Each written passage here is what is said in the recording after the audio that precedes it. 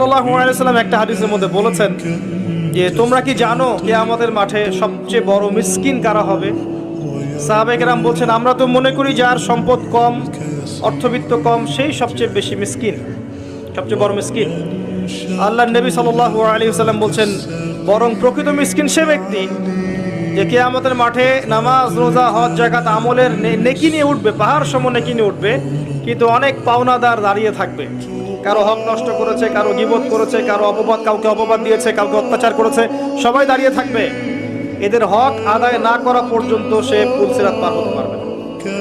তখন কি করতে হবে? নিজের নেকি ওদেরকে দিতে হবে, কারণ তখন কোনো বেচা কেনার সুযোগ নাই, হক আদায়ের কোনো সুযোগ নাই। নিজের নেকি ওদেরকে দিয়ে শোধ করতে হবে।